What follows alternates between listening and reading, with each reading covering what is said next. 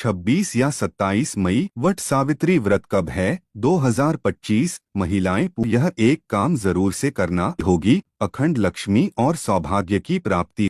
नमस्कार दोस्तों, वट सावित्री व्रत के दिन चाहे कुछ करना या ना करना, पर यह एक काम जरूर से करना, अखंड लक्ष्मी और सौभाग्य की प्राप्ति होगी। भक्तों, आज की वीडियो बहुत ही महत्वपूर्ण है, तो इस वीडियो को खास करके महिलाओं तक जरूर से शेयर कर दीजिएगा, क्योंकि वट सावित्री का व्रत शादीशुदा महिलाओं के लिए ही है। प्रिय मित्रों, वीडियो में आगे बढ़ने से पहले मेरा आप सभी से अनुरोध है कि अगर आप लोग भी चाहते हैं कि भगवान विष्णु और माता लक्ष्मी का आशीर्वाद आप लोगों पर बना रहे, तो इस वीडियो को एक लाइक करें। आपके अपने YouTube चैनल धार्मिक ज्ञान लोक को सब्सक्राइब अवश्य करें और साथ ही बेल नोटिफिकेशन अवश्य दबाएं, ताकि हमारी हर आने वाली वीडियो का नोटिफिकेशन सबसे पहले आपको मिल सके। प्रिय भक्तों, वट सावित्री व्रत हिंदू धर्म का एक प्रमुख त्योहार है, जो कि साल में एक ही बार आता है। वट सावित्री का व्रत महिलाएं अपने पति की दीर्घायु की कामना के लिए रखती हैं। वट सावित्री व्रत ज्येष्ठ मास की अमावस्या तिथि के दिन रखा जाता है। आज इस वीडियो में जानेंगे वट सावित्री व्रत कैसे करें, नहाए खाए से लेकर पारण तक की संपूर्ण जानकारी। प्रिय भक्तों, उस दिन कौन सा एक श्रृंगार है जो हमें जरूर करना चाहिए? वट सावित्री व्रत ज्येष्ठ महीने की अमावस्या तिथि को किया जाता है और यह इस बार 26 मई दिन सोमवार को है। और इस व्रत को करने का नियम है, एक दिन पहले ही हम नहाए खाए करते हैं। तो नहाए खाए के दिन आप सबसे पहले नाखून काट लीजिएगा भक्तों, उसके बाद बाल धो लीजिएगा। और इस दिन हमें शुद्ध सात्विक भोजन करना चाहिए, यानी लहसुन, प्याज, बैंगन, मसूर की दाल, जितनी भी अशुद्ध चीजें हैं वह हम नहाए खाए के दिन नहीं खाते हैं। और उसी दिन हम मेहंदी लगाते हैं। प्रिय भक्तों, आप लोग व्रत से एक दिन पहले ही मेहंदी लगा लीजिएगा। और इस व्रत में ठेकुआ बनाया जाता है, तो नहाए खाए के दिन ही आप लोग ठेकुआ बना लीजिएगा। अगर आपके यहाँ ठेकुआ चढ़ता होगा तो आप लोग बना लीजिएगा, अगर नहीं चढ़ता होगा तो नहीं बनाइएगा। और उसके अगले दिन हम व्रत रखेंगे, तो व्रत के दिन आप लोग सुबह जल्दी उठ जाइएगा। भक्तों, सुबह जल्दी उठकर आप स्नान कर लीजिएगा। और इस दिन हमें लाल या पीले वस्त्र पहनकर ही पूजा करनी चाहिए। तो आपके पास नई साड़ी है तो आप लोग नई साड़ी पहन लीजिएगा, या आप अगर शादी का जो भी साड़ी है पहनना चाहती हैं तो वह भी पहन सकती है। और चूड़ी आप लोग एक डब्बा या लेट ही नई जरूर खरीद लीजिएगा। प्रिय भक्तों, साड़ियां पहने हुआ भी पहन सकती है, लेकिन चूड़ियां आप अपने लिए एक नई ले लीजिएगा। और उसे दिन 16 श्रृंगार किया जाता है, तो हमें अपनी सिंदूर से मांग भर लेनी है। और गले में मंगलसूत्र, पैर पर पायल, बिछुआ और महावर जरूर लगा लीजिएगा। और जो शादी का चुनरी रहती है भक्तों, वह ओढ़कर ही हमें उसे दिन पूजा करनी चाहिए। और आप लोग मांग में जो मांग टीका है वह पहन लीजिएगा। और इस दिन हमें टीका पहनकर ही पूजा करनी चाहिए। सुहाग का सबसे बड़ा प्रतीक टीका होता है, तो आप लोग टीका जरूर पहन लीजिएगा और अच्छे से हमेशा पूजा करनी चाहिए। प्रिय भक्तों, आप लोग अगर अपने घर में पूजा करते हैं तो वृक्ष की टहनी मंगवाकर घर में भी पूजा कर सकते हैं। अगर आप वृक्ष के पास जाकर पूजा करते हैं तो वहां पर भी कर सकते हैं। और ध्यान रखिएगा भक्तों, वट सावित्री पूजा के दिन कभी भी हमें बरगद की टहनी नहीं तोड़नी चाहिए। तो आप लोग एक दिन पहले ही मंगवाकर रख लीजिएगा और हमें उस दिन पूजन करना है। और इस पूजा में गौरी गणेश की सबसे पहले पूजन किया जाता है। प्रिय भक्तों, उसके बाद ही हम वट वृक्ष का पूजन करते हैं। और आप गौरी माता हल्दी से बना लीजिएगा और सुपारी में कलावा लपेटकर गणेश जी बना लीजिएगा। और पूजा करने से पहले खोज लिया जाता है, तो आपके पास कोई धनी है तो उसमें कोई इच्छा ले लीजिएगा, नहीं तो आप एक लाल कपड़ा ले लीजिएगा और उसी में सबसे पहले खोजा हम ले लेते हैं भक्तों, उसके बाद ही पूजन करते हैं। और एप्पल आप लोग बना लीजिएगा। चावल के आटे में थोड़ा सा हल्दी मिक्स करके हमें अपन बना लेना चाहिए वट वृक्ष में लगाने के लिए। और श्रृंगार की सामग्री भी चढ़ाई जाती है, तो आप अपने लिए भी चढ़ा लीजिएगा। और कुछ श्रृंगार की सामग्री हमें दान भी करनी चाहिए। और इस दिन जो भी सीजन फल है प्रिय भक्तों वही प्रसाद में चढ़ाया जाता है। तरबूज या खरबूज जो कुछ भी आप सीजन फल में चढ़ाना चाहते हैं तो आप लोग ले लीजिएगा। और इस पूजन में आम का विशेष महत्व है। आम से ही जल चढ़ाया जाता है। और पंखा भी आप 2 लीजिएगा। पंखा बांस का होना चाहिए। भक्तों, एक पंखा से हम अपने पति को हवा करते हैं और दूसरा पंखा दान किया जाता है, तो 2 पंखे की जरूरत होती है। और पूजा पाठ करने के बाद हम परिक्रमा करते हैं, तो परिक्रमा करने के लिए आपके पास अगर कच्चा सूट है तो वह ले लीजिएगा। अगर कच्चा सूट नहीं है तो आप मौली धागा से भी परिक्रमा कर सकते हैं। और नियम तो है 108 परिक्रमा की। प्रिय भक्तों, हमें 108 परिक्रमा करनी चाहिए। अगर 108 परिक्रमा आप करने में सक्षम हैं तो 108 परिक्रमा कीजिएगा, नहीं तो आप 11, 22 या 51 परिक्रमा भी कर सकते हैं। और परिक्रमा करते समय आप लोग ध्यान दीजिएगा, अगर आपका धागा मान लीजिए खत्म हो जाए, फिर भी आपको परिक्रमा रोकनी नहीं है। धागा खत्म हो जाएगा प्रिय भक्तों, फिर भी आप परिक्रमा करते रहिएगा। और परिक्रमा करने के लिए आप अपने हाथ में चना ले लीजिएगा और 1 पैकेट हमें सिंदूर ले लेना है। चना गिनकर रख लीजिएगा, क्योंकि परिक्रमा करते समय हम भूल जाते हैं कि हम कितनी बार परिक्रमा किए हैं। इसीलिए आप लोग चना ले लीजिएगा और सिंदूर ले लीजिएगा। भक्तों, वट वृक्ष में लगाने के लिए सुहाग की सामग्री हमें जरूर चढ़ाना चाहिए, तो आप सुहाग की सामग्री में चूड़ी, सिंदूर, बिंदी यह भी चढ़ा सकते हैं। और मान लीजिए 16 श्रृंगार की सामग्री चढ़ाना चाहते हैं तो वह भी चढ़ा सकते हैं। और कुछ ना कुछ आप लोग दान करने के लिए भी जरूर चढ़ाएगा। आपको पूजा कर लेनी है। प्रिय भक्तों, पूजा करने के बाद इस दिन पति पूजन भी किया जाता है, तो आप लोग जब पूजा कर लीजिएगा घर आइएगा। उसके बाद आप लोग पति का पूजन भी कीजिएगा। सबसे पहले पति को जल से पैर धोया जाता है। उसके बाद हम पंख से हवा करते हैं, टीका लगाते हैं और उनके हाथ में कलावा बांधते हैं। और भक्तों, जो भोग प्रसाद हम लाते हैं वह हम पति को खिलाते हैं। तो पति पूजन हमें जरूर करना चाहिए। और पति पूजन करने के बाद अभी आप चाहे जो शरबत ले सकते हैं। इस व्रत में सिर्फ नमक नहीं खाया जाता है, आप मीठा भोजन कर सकते हैं। तो आप लोग पूजा करने के बाद जो कुछ भी खाना चाहते हैं वह खाइएगा।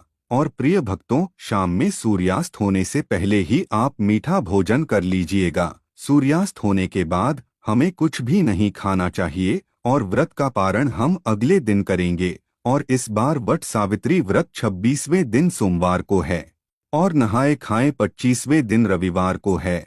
और व्रत का पारण हम 69वें दिन मंगलवार को करेंगे। और भक्तों, जो लोग पहली बार वट सावित्री व्रत करना चाहती हैं वह कर सकती है। इस बार कोई मलमास अधिक मास नहीं है, तो अगर आप लोग व्रत उठाना चाहते हैं तो आप लोग व्रत जरूर उठा लीजिएगा। और पूजा करने के बाद वहां पर जितनी भी सुहागन महिलाएं हैं उनके मांग में हमें सिंदूर लगा देना चाहिए। और कोई के में आप लोग प्रसाद जरूर दीजिएगा। प्रिय भक्तों, आप साधारण तरीके से भी पूजा कर सकते हैं। इस दिन पूजा के लिए आपको सबसे पहले पूजा के दिन टोकरी में रेत भरकर ब्रह्मा की मूर्ति स्थापित करें तथा वहां परसों में सावित्री की मूर्ति स्थापित करनी चाहिए। दूसरी टोकरी में सत्यवान सावित्री की मूर्ति स्थापित करें। दोनों टोकरियों को वट वृक्ष के नीचे रखें। सबसे पहले ब्रह्मा सावित्री की पूजा करें भक्तों, फिर सत्यवान और सावित्री की पूजा करें।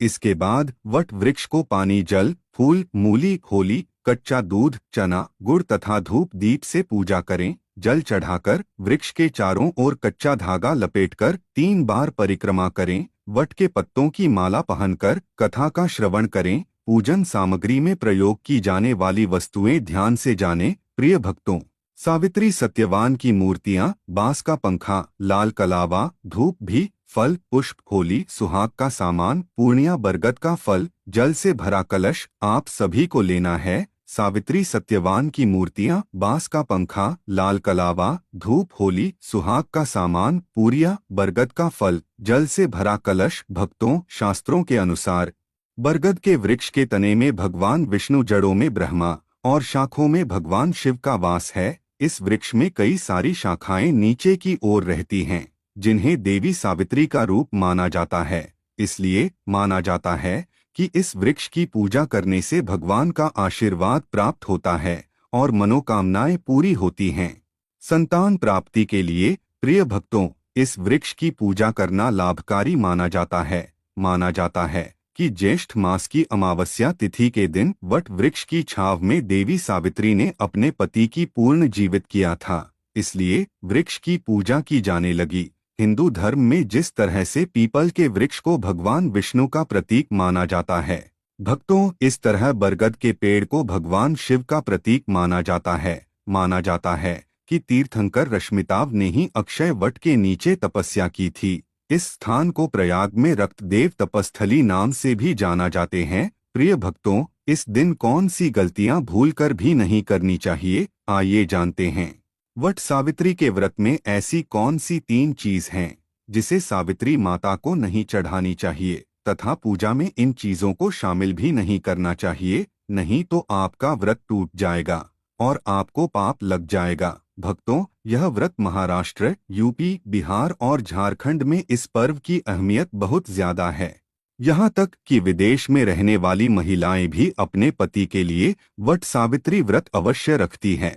प्रिय भक्तों, वीडियो में आगे बढ़ने से पहले सच्चे दिल से कमेंट बॉक्स में जय माता सावित्री अवश्य लिखें। माता सावित्री के लिए एक लाइक तो बनता है और हमारे चैनल को सब्सक्राइब करके बेल आइकन को जरूर दबाइएगा। तो आइए शुरू करते हैं। भक्तों, वट सावित्री का व्रत दिन सोमवार को किया जाएगा और अमावस्या तिथि आरंभ होगी 30 मई शाम 2:55 से अमावस्या तिथि समाप्त होगी 30 मई दिन 4:09 पर। ऐसे में यह व्रत आपको 30 मई दिन सोमवार को रखना है। प्रिय भक्तों, अब जानते हैं वट सावित्री व्रत में 3 चीज कभी नहीं चढ़ानी चाहिए, घोर पाप लगता है। भक्तों, सबसे पहले तो आपको बता दें कि यह व्रत पति के लिए किया जाता है, इसीलिए 16 श्रृंगार इस दिन अवश्य करना है। प्रिय भक्तों, नंबर 1, वट सावित्री व्रत में काले कपड़े तो भूलकर भी ना पहने, क्योंकि इसी दिन नीतीश को शनि जयंती पर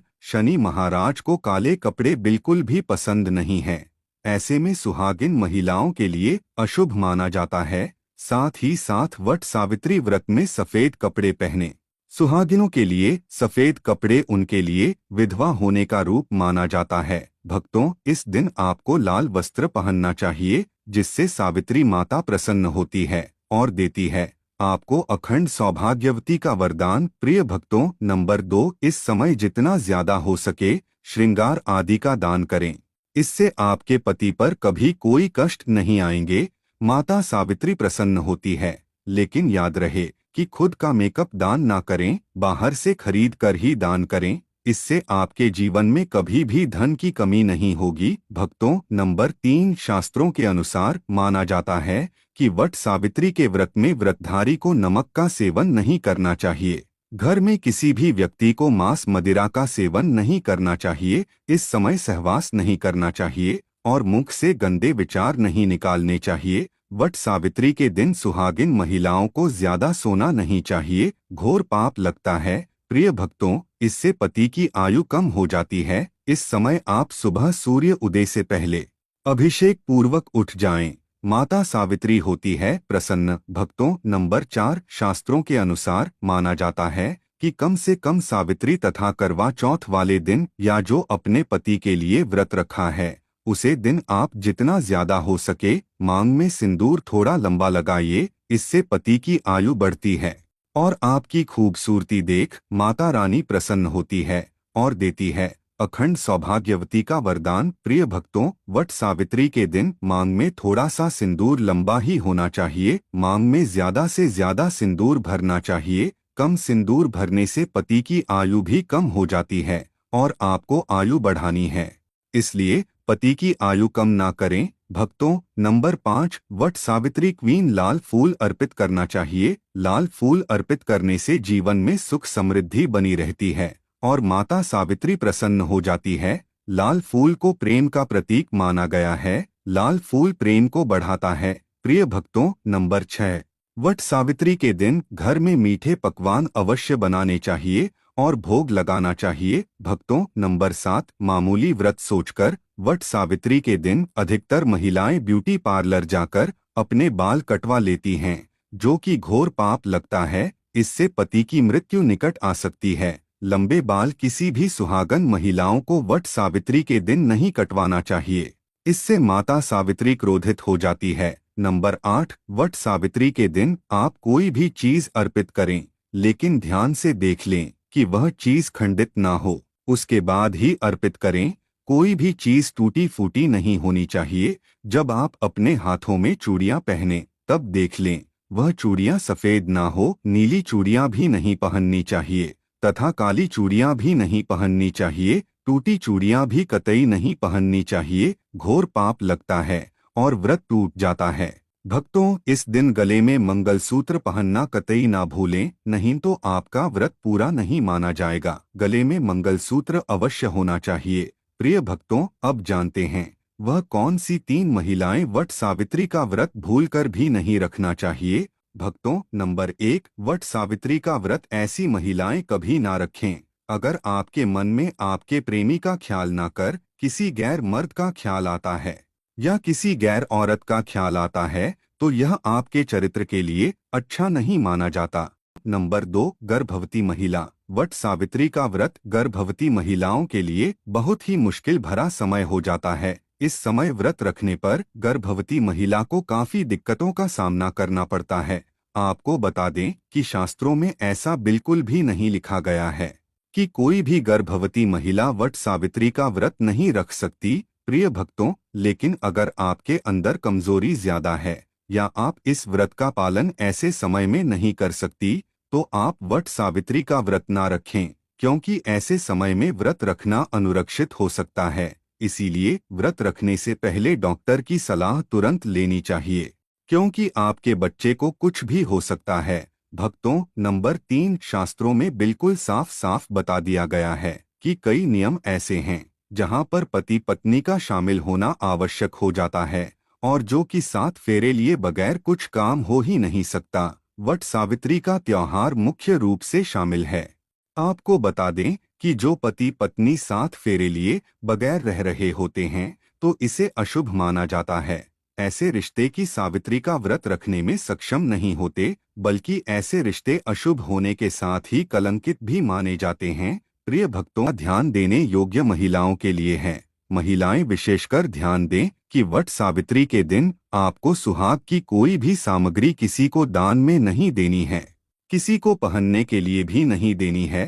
प्रिय भक्तों, आजकल के दौर में क्या होता है कि एक दूसरे के गहने महिलाएं आपस में पहन लेती हैं, लेकिन वट सावित्री के व्रत में आपको इस बात का ध्यान रखना है कि आपको अपने सुहाग की कोई भी सामग्री जैसे कि चूड़ियां, बिंदिया, मंगलसूत्र, खासकर सिंदूर, चूड़ियां और भी बहुत सी सामग्री है भक्तों, जो आपको किसी दूसरी महिलाओं को नहीं देनी है, नहीं तो आपके पति पर संकट आना स्वाभाविक है।